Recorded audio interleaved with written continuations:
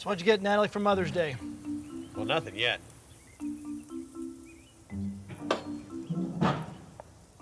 You know it's tomorrow, right? Yeah. Oh, we have this thing. I take Hayden to the drugstore. He picks out something he thinks his mom would like. So cute.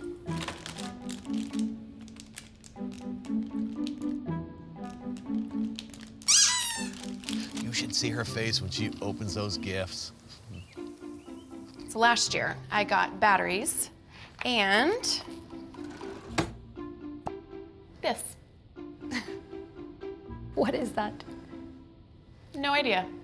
But I love the expressions that they make when they think that I'm using the gifts that they bought me.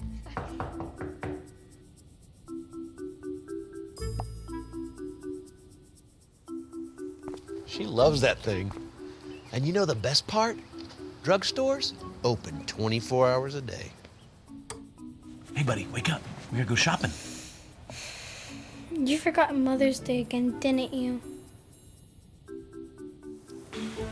Mine's a little more complicated. Unfortunately, I married into her family's long tradition of epic Mother's Day gifts. Bill? A new car? And now Mother's Day just makes me sweat. A diamond tennis bracelet? She doesn't even play tennis. France? France? Man, you really overthink this Mother's Day thing. I had a really great idea for Mother's Day this year. Daniel was gonna make this great card, then the glue spilled, and the glitter spilled, and it spilled all over the dog, and that dog will never be the same. And as much as I try to explain to Dave that my father's just making up for years of being absent, but he still completely stresses over Mother's Day. And then I just panicked. I ended up buying her an eat weeder, a feed weeder. Weed eater? She likes to garden. I cannot give my wife something that eats weeds. Why can't I stop sweating? Calm down, my man.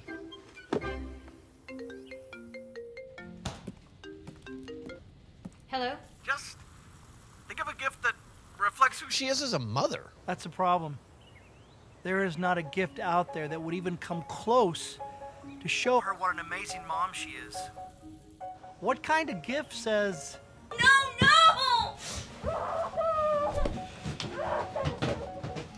something about nail polish? Got it. Got it? I got it! You just shot me. Oh. Mom, have you seen my... Got it. Howard? Thanks! Hey, buddy. Could you tell me more about God? You got it. Thanks for waiting. They let me go today. But it's okay. Right. God's got this. Yeah. God has blessed me and the kids with this wonderful woman. How do you wrap that up and put a bow on it? She is the gift.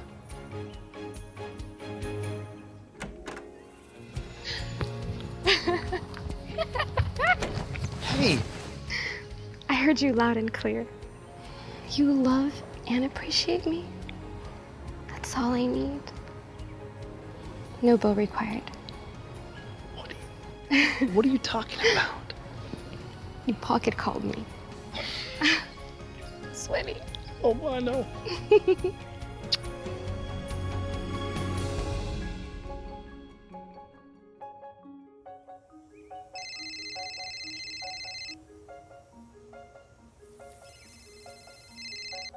Hello?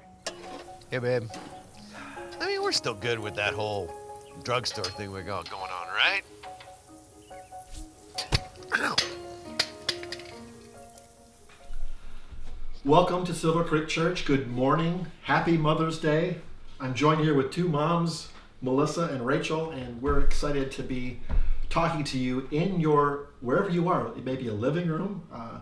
Hopefully it's not a bathroom. We can be talking to people at your kitchen table, wherever you're at. We want to say good morning, and we're happy to be, that you've decided to invite us into your home or into your time right now. And we value your time. And Silver Creek Church was created for people like us. We're the kind of people that we think about whether or not we want to do things, not based on what other people do, but what is authentic. And we try to be authentic and real here at our church. And if you've ever been turned off by church in the past because you felt like it was not very authentic, or you felt like there was something that was just a little bit weird or strange, or you just had questions but no one was willing to answer your questions, we understand that. We get that.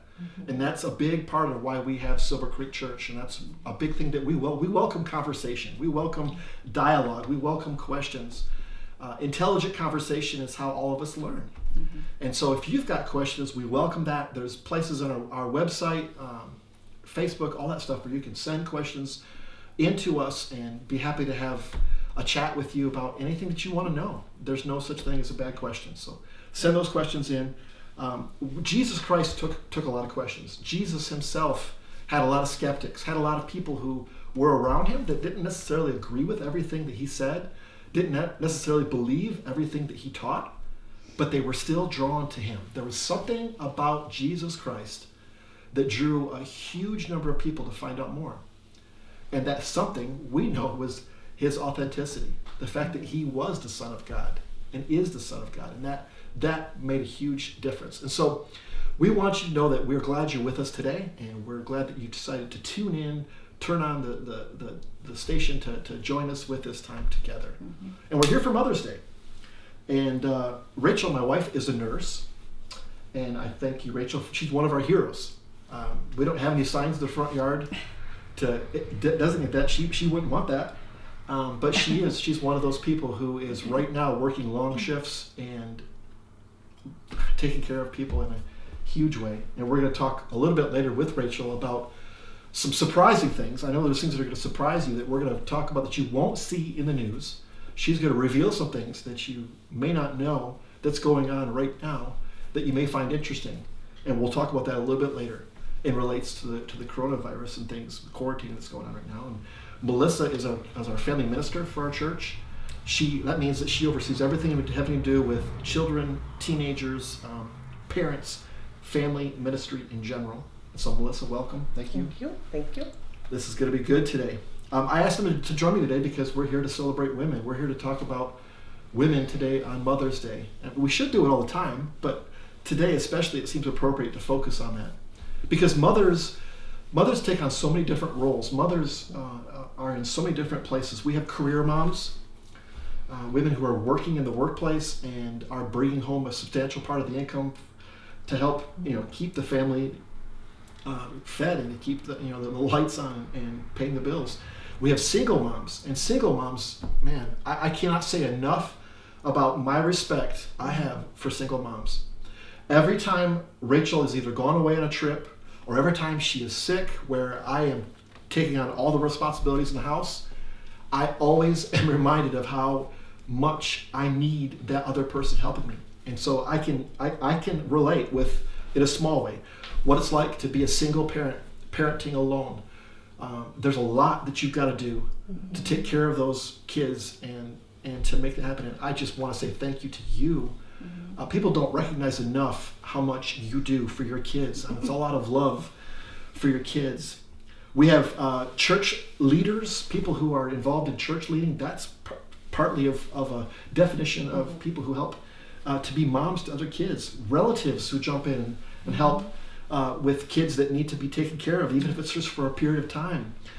We have friends. We have grandparents who have taken kids into their homes. We have foster, which we know all too well, and adoptive. And then we have one that's my favorite. I'm a little bit biased, and that is the stay-at-home moms. Because my mom was a stay-at-home mom.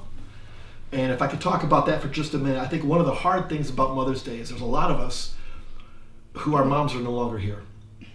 And it's a part of life. It's something that we all know is going to happen someday, and a lot of us don't like to think about it. We like to hope that it never happens, but it's going to happen. And I experienced it in the last couple of years. My mother's no longer with us, and so celebrating Mother's Day takes on a new thing for me. But I think what we need to do is we need to remember the moms that are no longer here alive on earth, and remember the good things, remember the memories, and celebrate them by remembering that. As I think about some things about my mother, she was a farmer's wife. There was 3 kids, and she knew the value of hard work. My mom knew how to take a budget for food and stretch it.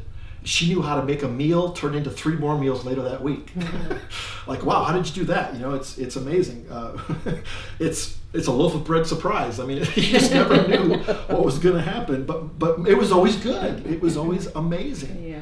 And I'd like to say us kids never complained of the halo, but kids always complain. So we always say, well, I want this or I want that. But you know, she took care of us. She didn't waste. She was a magician when it came to leftovers, like I said. But she also taught me everyday lessons. And that's one of the things I guess that I am thankful for, is that I am the youngest of 3 kids. And as I grew up, my older siblings were like 6 to 10 years apart, right? So it's enough of a spread that I had a lot of individualized attention. And in some ways that's good, and in some ways that was difficult at times. But I was that kid, and I didn't make it easy on my mom. I was that kid who, in the wintertime, I would not just take my sled out in the snow. I would look for a high place, like a roof, because we didn't have a lot of hills. And I would get up to the very top. I had to get right to the peak of that roof to get maximum speed and power. And then luckily my dad would have a pile of snow close to the end, so there was still a jump involved on the snow. But my mom would look out the window and door and yell at me, "Get off that roof!" You know, I'm sure I gave her many of the gray hairs that she had. But my mom was a mom who took time to teach me the value of individuality, to celebrate that I'm created uniquely by God for a purpose and a reason. She always took time to show me that, and she showed me how to value women. She would take little everyday moments. I can remember so many. I remember a time that her and my dad went for a long walk, and they came back from a long walk, and they were really thirsty, and my dad was, I think he was taking his boots off, or he hadn't gotten in, and she'd gotten in the house first. And my dad's favorite thing was Pepsi out of a glass bottle. That's back when all the pop was glass bottles back then. Pop, not soda. And she pours this Pepsi, and she looked at me, and I could tell she was thirsty, sweat coming down off her face. And I was just sitting there for whatever reason. I was in the room, and she said, "This, Matthew, is what love is." And she just looked at the glass and waited for my dad to come in, and then she handed him his first. She said, "Here."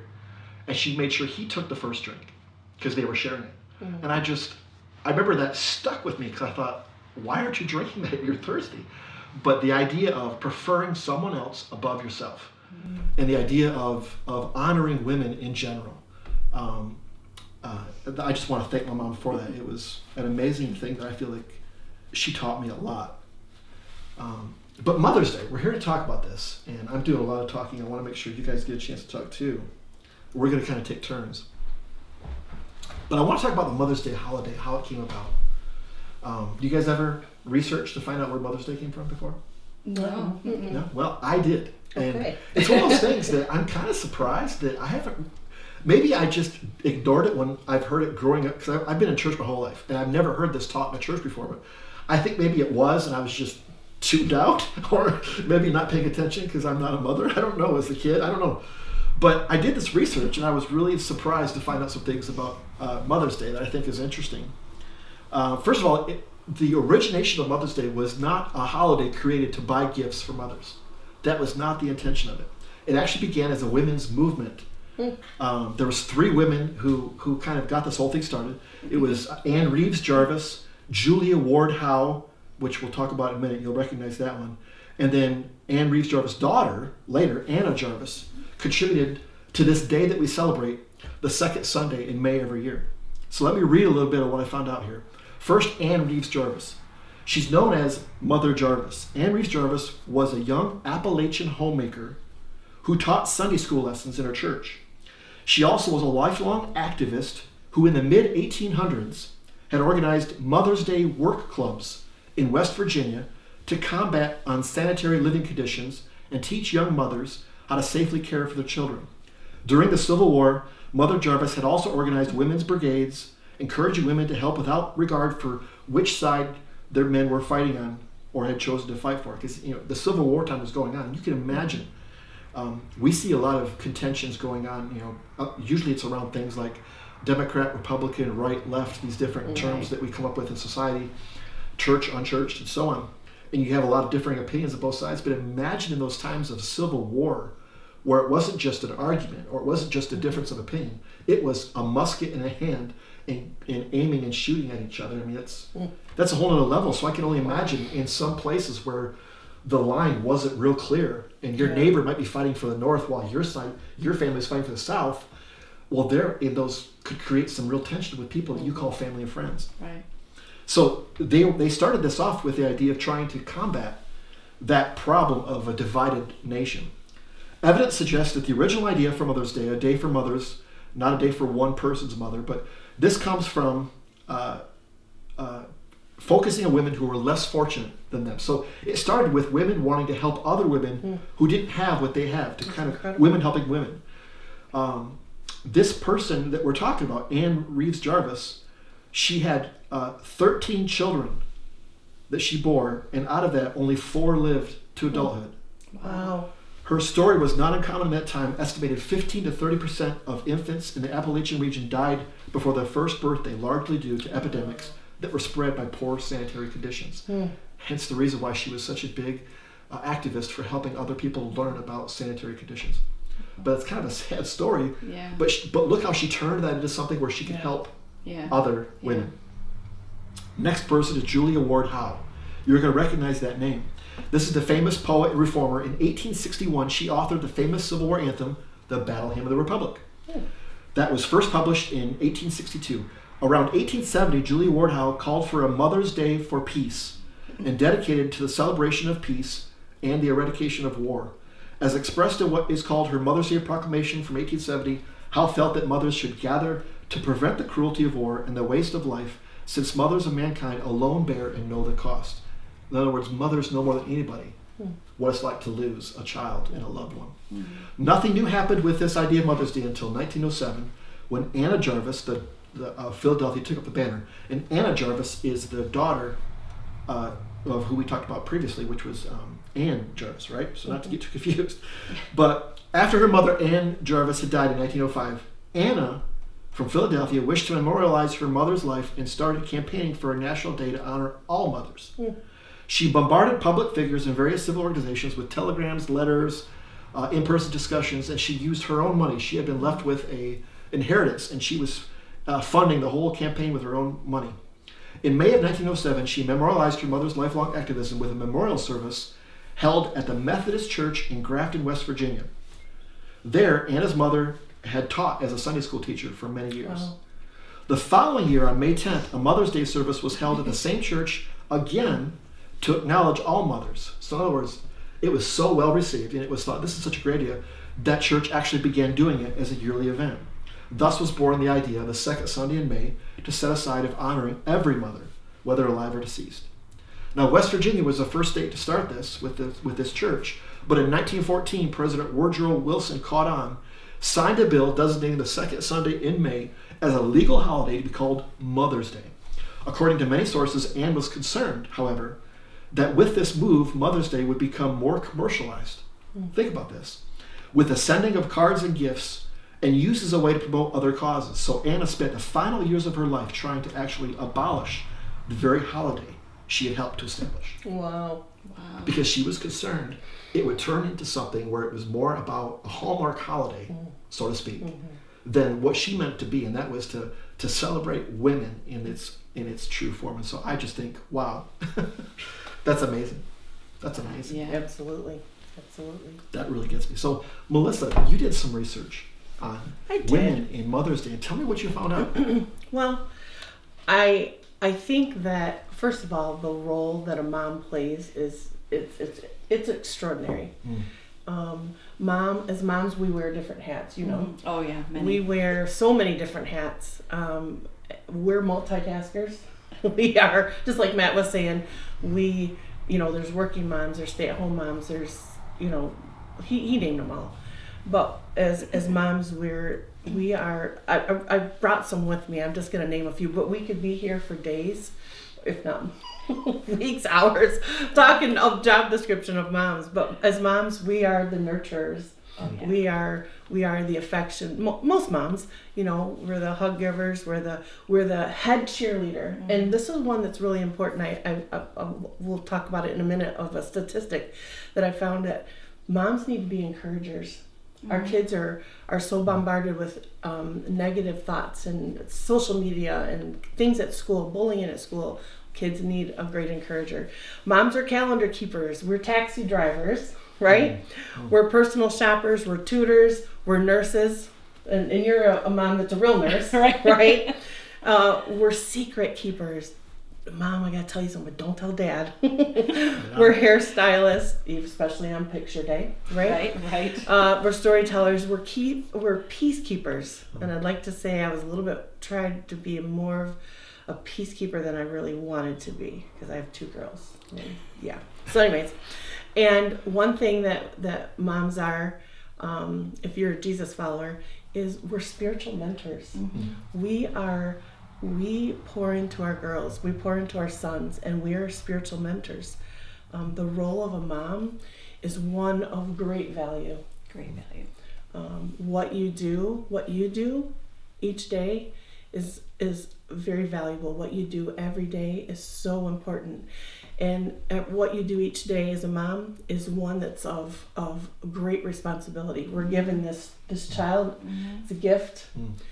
And God entrusts us with these children, and it comes with great responsibility. If I can jump in with you too, Melissa, I think you're so right in what you say about women in general take on that role. Mm-hmm.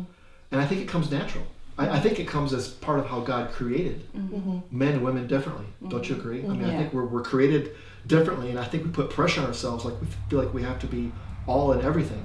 Right. Whereas what you're pointing out is these are natural gifts, I think, that God has given mm-hmm. women that makes them amazing, unique, and needed. Mm-hmm. For sure. Absolutely. I agree with 100%. And so as moms, we're disciple makers. You know, we are the ones that pour into our kids. There's other individuals, other influences in their life that pour into them.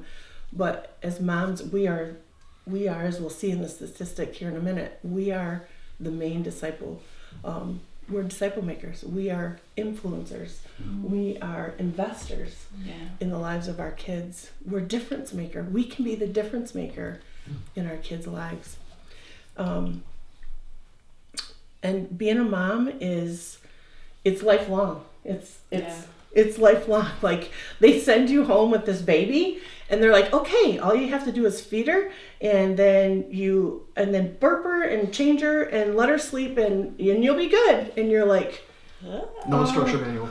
Yeah, like, you're gonna let me take this child home, right? And then you get to the 3-year-olds, and they're like, why is the grass green? Why is the sky blue? Do you remember the whys? Do you remember that? Yes. And then you get to middle school, or not middle school, you get to elementary school, and it's, where's my lunch money? Mom, where's my homework? And then you get to middle school, and it starts to kind of get awkward, and you're like, oh, this is hard to navigate. And they're like, this is hard to navigate, because now they've got opinions, and they have friends, and they have influences. And then comes high school, and they get that letter in the mail that says, meet us on Thursday at 7 p.m. because we're going to tell you everything you need to know about sending your child to high school. And you're like, wait a minute, what? Time out. Right. Didn't we just bring her home? But mothering is lifelong. Like, there's different phases. There's different phases. If you're a mom, and I just have to say, just for a hot second, if you're a mom that is in the toddler stage, you're potty training, your diaper changing, your feeding, your nursing, it can feel like Groundhog's Day. Yes. Every day. Single day. And maybe a little bit like this in the quarantine. Tiring marathon. Yeah. Right. So, anyways, that's the hardest stage of raising kids, is when they're in the diaper stage, because you as a parent are losing sleep, mm-hmm. and so you are dealing with when you get lack of sleep, it changes you. It does. You're a little bit grumpier. You're a little bit harder to live with. Yeah. But it takes a toll on your body. So hats off to those parents. I mean, we Yes. want to help you any way we can. Yes, we do. And so, as a mom, as a parent, in those phases, we have a limited amount of time that we get to pour into our kids. We have in the life of a child, from the time they're born until they graduate, we have 936 weeks. From the time they're born until they graduate, to invest in them, to pour into them. And those investments that we make early on, the ones that are early, the ones where you feel like, am I doing anything? Is what I'm doing mattering? What you do matters every day. What you do every day is valuable, just like I said a minute ago. Moms have a huge influence in the life of their kids. And if you you can find this on Barna.com. But there's a report, and this is a recent report, where they took a percentage of teens who say a member of their household or extended household does the following to share their faith with these teens. And here's the findings. I found this extraordinary, crazy. 98% of teens said, my mom was the one who influenced me to go to church. Yeah, that's me. Get involved in small groups. I'm one of those kids. 90% said their mom encouraged them in other ways. 90% said my mom encouraged me in other ways. They encouraged me in relationships, in my schoolwork, in my sports, whatever's going on in their life. 90% said mom set the example in the house. Moms were the ones that set the example. They're the ones that, because they're watching us. They see what we do. They see how we treat people.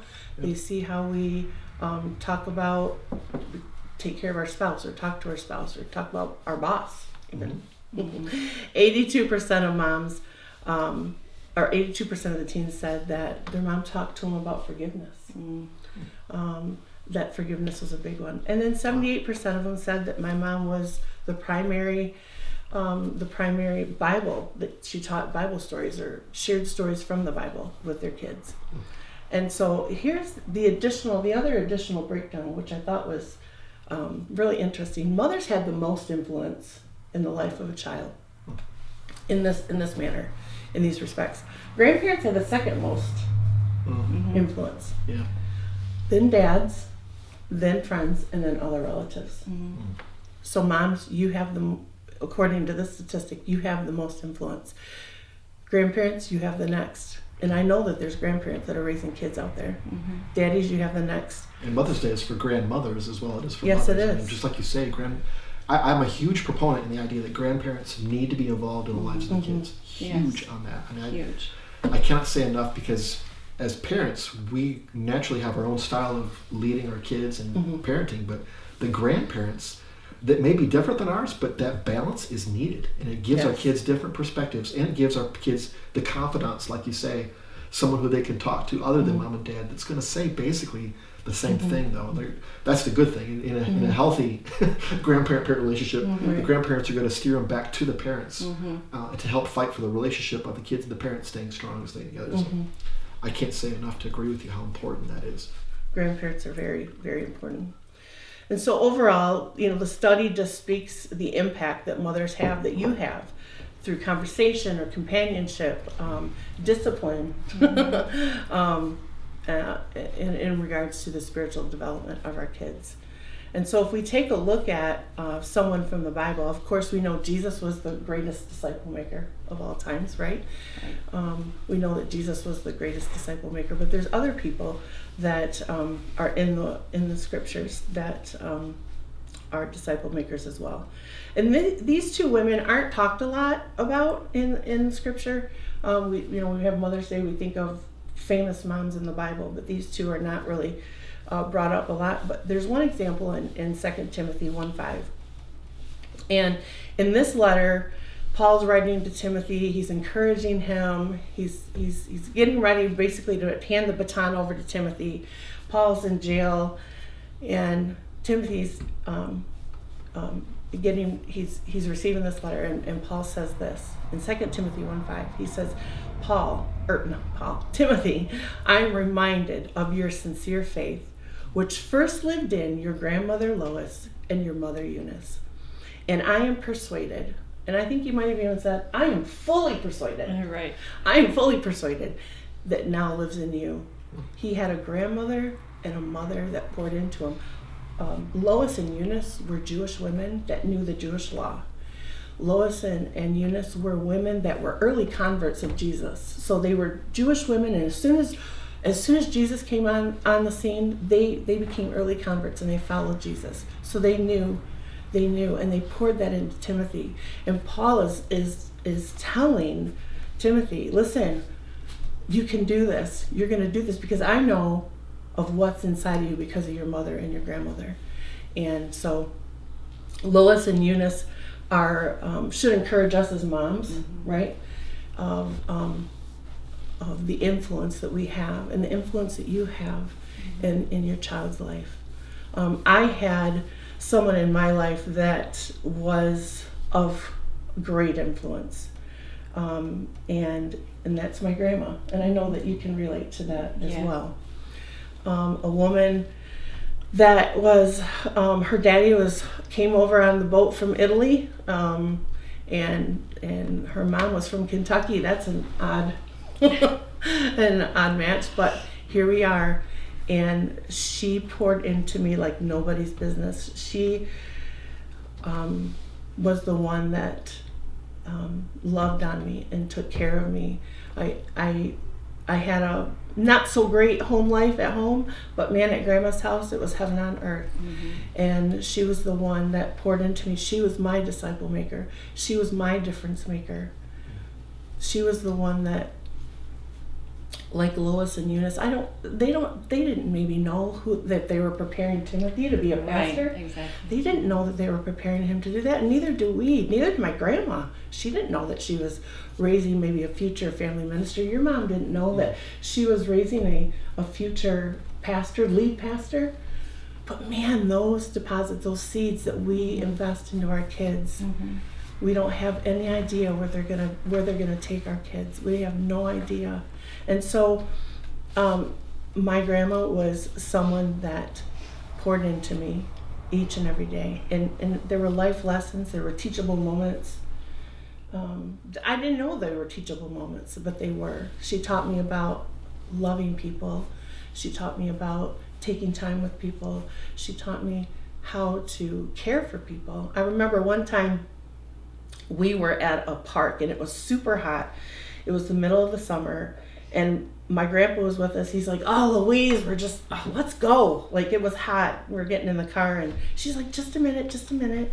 So me and my brother and my grandpa go get in the car, and here she was. We had been playing with it was a mom and a dad and a special needs little boy. And the little boy was just running around like crazy. And she said, just a minute. And I remember before I had gone to the car, she said to the parents, can I just take time to pray with you? Can I just pray with you? And that, to me, here I am 47 years old later, actually just 48. And that has stuck with me. Like, she took time. She wanted to love on those parents that were obviously having a rough time that day. She took the time to love on them. She took the time to pray with them, and that showed great concern. And it taught me to take time, and to take time to love on people. Gosh, I could tell you 5 million other stories. It's amazing. So, but yeah, and so that's what I have to share. That's amazing. So your grandmother's name was Louise. Yes. Did your grandfather ever say, geez, Louise? All the time. No, most of the time it was this. It was like, oh, Louise! She was like, my grandma was like Lucille Ball. She was always doing something that would get her in trouble, or always doing something that would, my grandpa, it was more like, oh, Louise. And so, but she was a major player in the influence of your life. She was the major. She helped raise me. She's my second mom. She was a Sunday school for a teacher for like almost 40 years.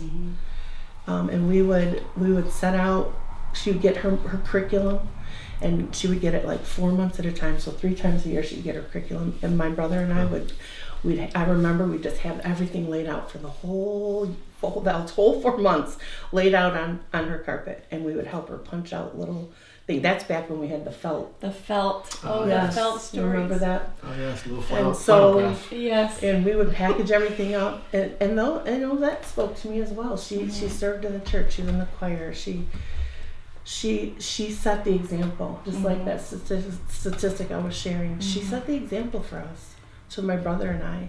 She taught me how to love, how to take care and love my husband. How to, you know, she always put my grandpa's needs first. Always. He would come home. He was a police officer, not police officer, a mechanic for the police station. And so he'd come home all grimy and dirty and black with grease, and probably about 10 minutes before he'd come home, she'd go start his bath. She'd have dinner on. All us kids would be all cleaned up, and I just remember saying, why do you do that? Like, why are you doing that? And she goes, well, Pop, I want to get Pop ready and get him cleaned up. We'll get him fed because he's worked really hard today. And so, you know, she poured into me as a disciple maker. She poured into me as a mom, and it's just who I am today is part of course, my mom my mom poured into me as well, but my grandma was my spiritual mentor. My grandma was the one that really made me who I am today. And who you are is incredible.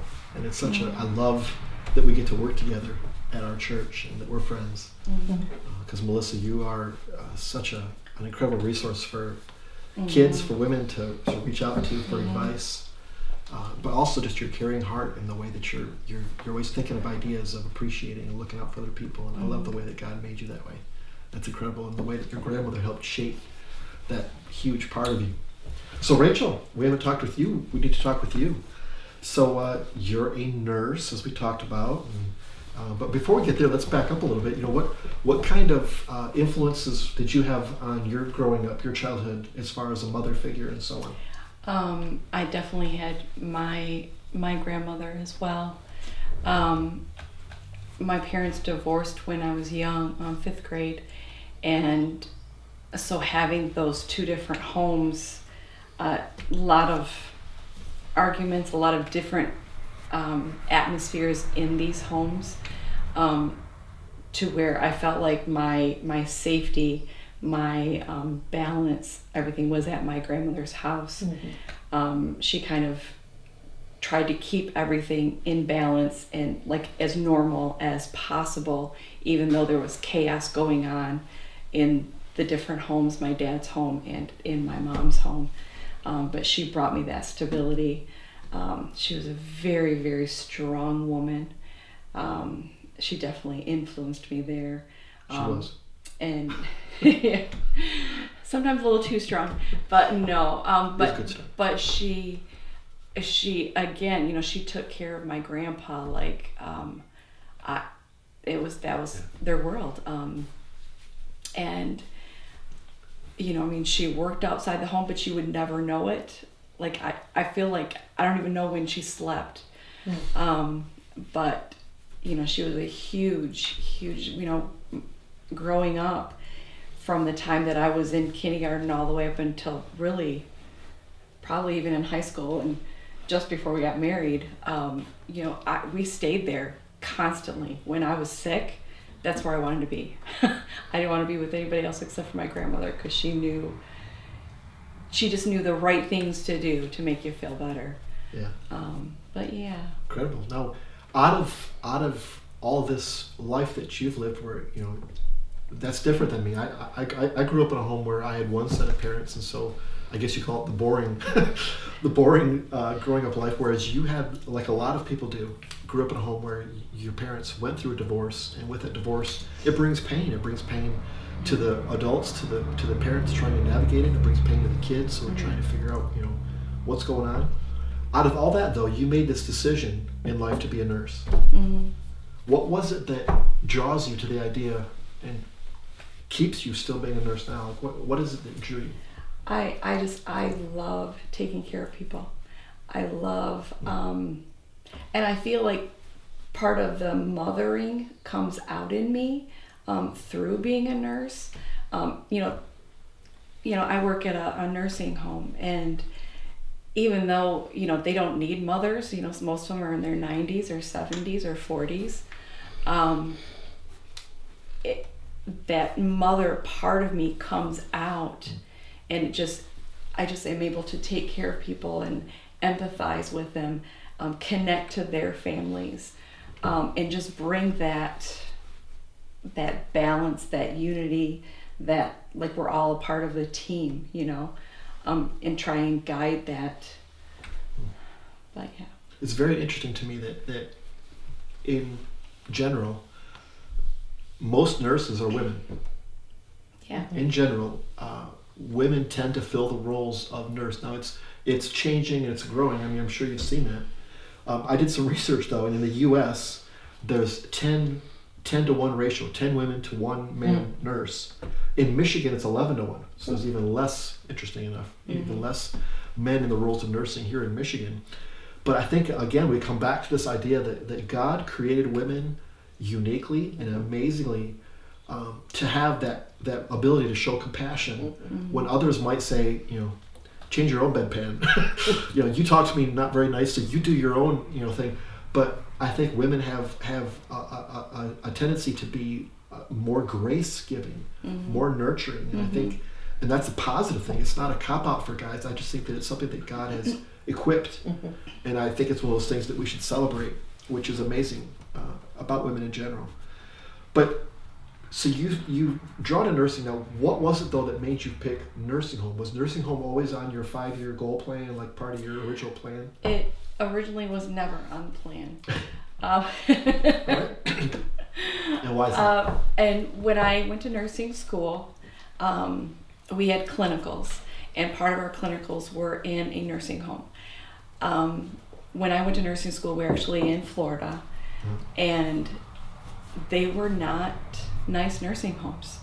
I remember the first clinical that I went to, and I came home and I cried. I'm like, I don't know that I can do this. Although I'm sure there are some nice nursing homes in Florida. Yes, yes. I don't want to.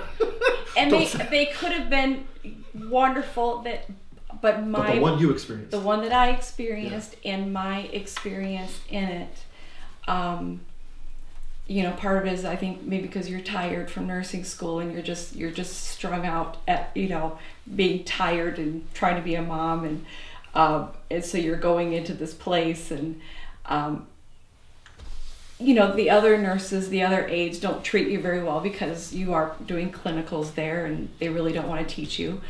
Clinicals being that you're in schooling in college, so it's really just something you're doing for part of your education. Right. I'm not being paid. I'm just there to help these people. It was a very negative. You know, I think part of it was half the nursing home spoke Spanish, so I didn't know a lot of the things that were being said. I was able to pick up, you know, bits and pieces, and I was working at a family practice at the time. So that's what I thought I would always do, is work at this family practice and work my way up and being a nurse and dealing with it that way. And then when we moved back here, that's where I started off. Was I tried to get jobs at doctors' offices, and it just wasn't working out. And just something in me just said, okay, you just need to go, even if it's just temporary, you can do it. Go apply at nursing homes. I went, and I was definitely, from the interview on, I realized that was my heart. Taking care of older people, just being part of their families, getting to know them, their families, being a part of their families. There's so many families that just welcome you in, and let's just drill down on that for just a second, if we could. Because when you talk about this, I mean, to help everyone understand what this means. So as a nurse in a family practice, you know, you're seeing a patient who's coming in for an appointment and a visit for 30 minutes, 45 minutes. Right. They're in and out. But with a nursing home, there's more to it. I mean, you're doing things like you're communicating with family through phone With calls, right? families, with doctors. You're in constant communication with everybody, trying to make sure that you're doing everything, health-wise, the right decisions, running tests, you're ordering different medications, you're, just to try and keep these people stable, as healthy as possible. And so where you're at, if I remember correctly, one nurse is assigned to a specific wing or area where those are your patients every day. So you get to know them and their families more so because you're the person. I'm there 8 hours. 25 residents is under my control. And you're making sure that they're eating, making sure that they're sleeping, making sure they're getting their baths, their showers, making sure they're going to PT, making sure they're doing all their therapies. Because we have everything from short-term rehab to... Which is, give an example, like...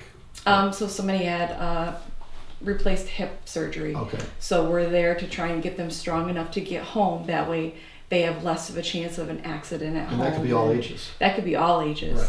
Right. Okay. And then we have hospice, which is they're there for end-of-life care. And then we have long-term, which, there's some people that I take care of now who've been there the whole 5 years that I've been there. Gotcha. Okay. So here you are, you're in the nursing home. How long have you been at this nursing home? 5 years. 5 years. Man, how time flies. It doesn't seem like it. So you've seen residents come and go in general, and that's part of the job. I know from being your husband that's something that's hard to take is when someone dies, when a resident dies. It's not just something that happened and it's no name or a face to put to a name, but it's someone that you know. It's a family that you know, and so it's like someone close to you in some ways. Oh, absolutely. I've become part of their family. Yeah, and so it takes its toll on you. I know that for sure, and which again makes nursing all the more heroes in my book for what you guys do. So now I want to talk a little bit about what you've been seeing happening lately and how that may differ from your typical time. Again, if you've been there for 5 years, like you say, then you've seen flu seasons come and go, and you've seen the typical numbers.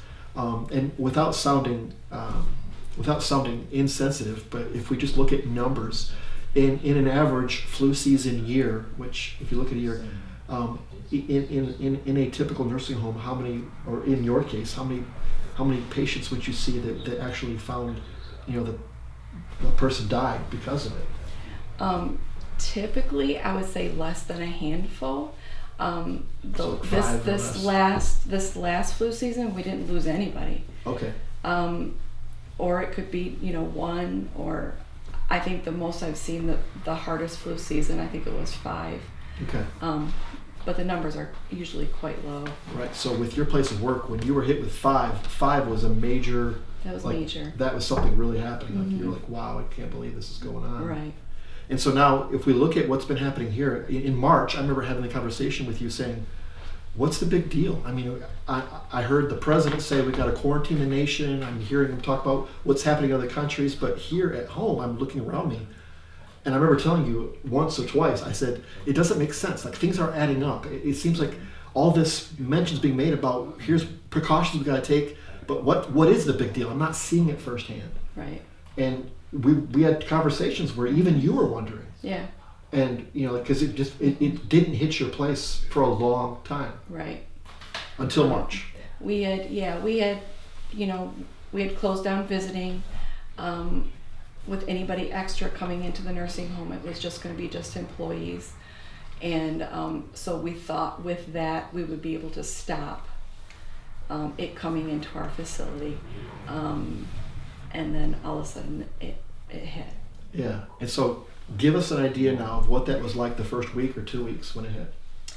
At first it was very slow. They thought we were going to be prepared. My unit takes in most of the short-term rehab. So they thought with us bringing in people from the hospital that our unit would be hit first. so we were kind of prepared on our unit. Well, then all of a sudden on a totally opposite unit, we heard of a positive case. So then they started shutting down units to where we didn't even have communications with other units. I mean, where there was no wall, there were walls. I mean, they rewired temporary walls. They re-ran all of the ventilation systems, so each unit had its own ventilation system. I mean, it was something that I've never experienced in my life. And the first couple, they were very mild cases. People were fine, they were on oxygen. And then all of a sudden, it hit like I can't even, there's nothing, it was like a freight train went through, and we were losing handfuls of people every day. Every day. Every what day. you usually see an entire season, you were seeing every day. Every day. And so at this point, how many folks have you seen lost because of this? More than 30. More than 30. Wow. Just at your place of work. Just at my place of work. Just here in this area. And so the reason I wanted to talk about this today is because if my wife didn't work there, I'd be continually wondering, like, what's the big deal? What's going on? Is this any different than anything else we've seen before? And it is different. And you guys have been taking precautions. Now, you're dealing with sickness right now. She's not feeling well at all. Right. You've been out of work for how many days now? 5. 5 days. They did the test on you for COVID. You tested negative, but with the doctor appointment, you found out you had bronchitis. And so, in your case, it wasn't like, just an assumption you have COVID. It was like, no, you don't have that. Here's what you do have. And so you've been on antibiotics for bronchitis and right. getting better every day, a little bit of time, but you were exhausted. They've increased, because we were losing, not death-wise, we weren't losing employees, but we were losing employees to being positive. Right. And so they had increased our hours to, instead of 8-hour shifts, we were on 12-hour shifts. And just before I got sick, I had actually worked 120 hours in a 12-day span. And so I think just exhaustion hit, because you're not only dealing with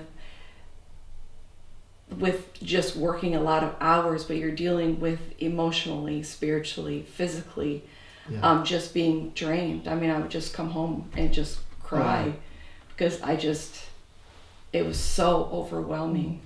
Right. Never been through anything like this before. Never. And I need to mention with the 12-hour shift, I mean, I've worked 12-hour shifts before myself, but you've got to realize that in her situation, what she was doing was she was getting up at 4:30 in the morning so that she could get herself ready and go to work, drive to work, and then she would be home about, about 7 o'clock that night. But in order to get enough sleep in the night, she's got to be in bed about 8 o'clock. So she had literally 1 hour a day where I would have dinner ready, kids would say, "Hi, Mom, love you," and all that, and then it's off to bed. So it's a tough schedule, and my heart goes out to all of you who are working those kind of schedules right now, because there's just not much time to get a lot of rest or to catch up with your family. And thank you for that, and thank you for what you're doing, because it is making a difference. Now, throughout this though, you came home one day and you said, "Matt, I've got an idea of something I want to do to try to bring some light and try to bring hope in the situation." What was it that you did?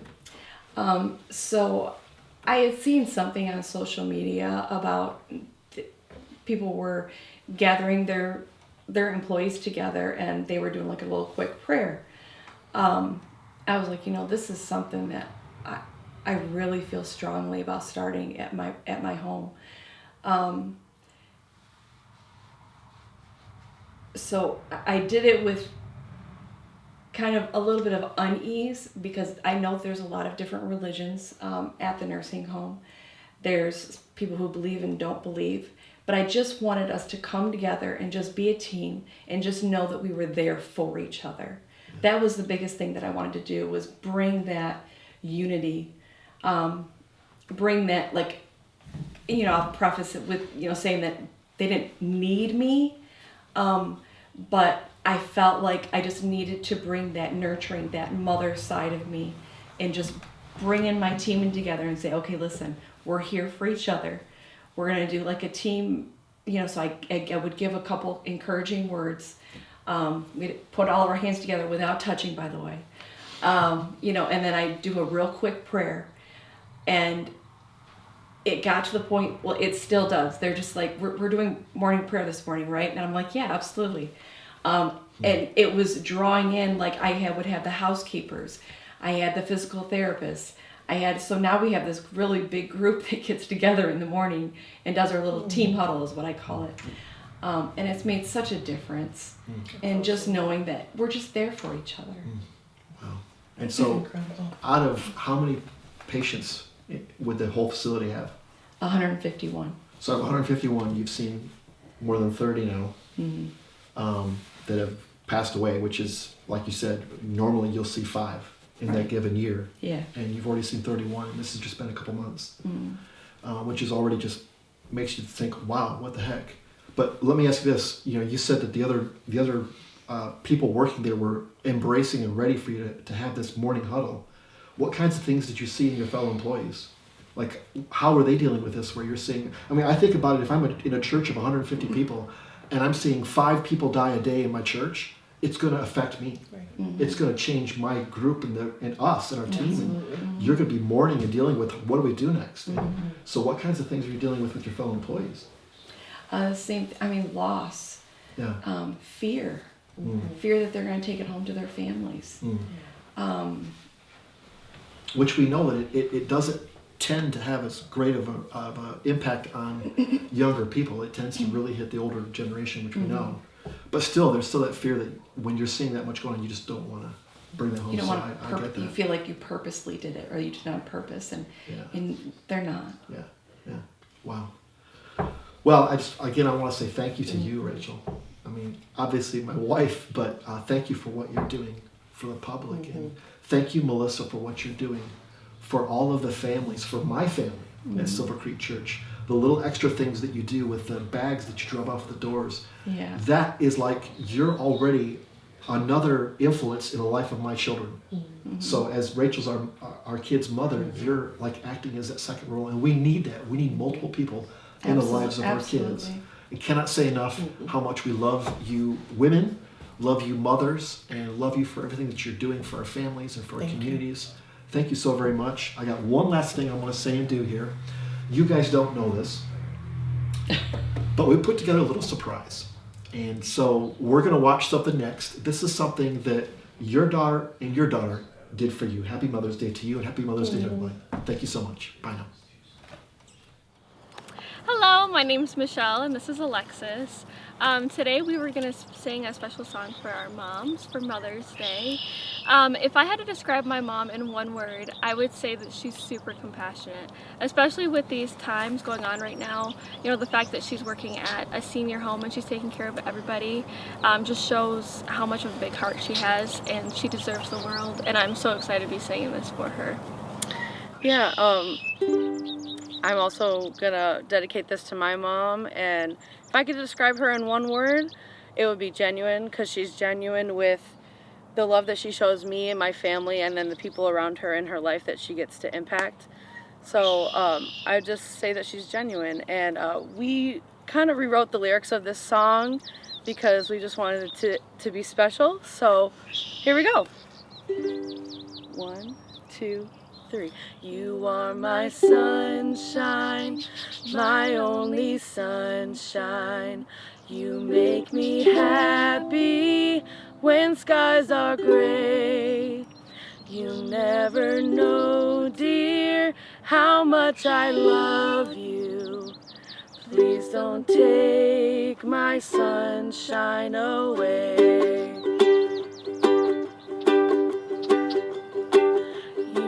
My sunshine, my only sunshine.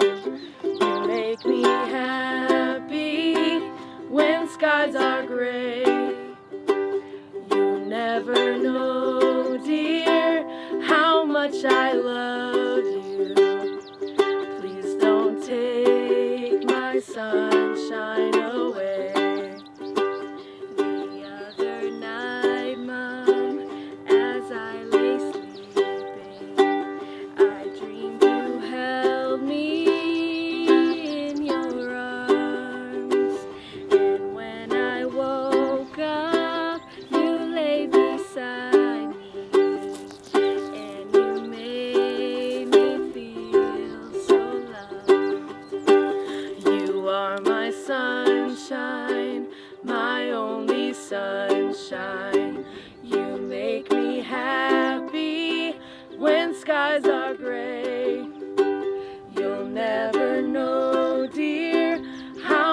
much I love you. Please don't take my sunshine away. I'll always love you and make you happy. If you will only say the same. You've always been there, my dearest mother. So please bring your sunshine my way. You are my sunshine, my only sunshine. You make me happy when skies are gray. You'll never know, dear, how much I love you. Please don't take my sunshine away.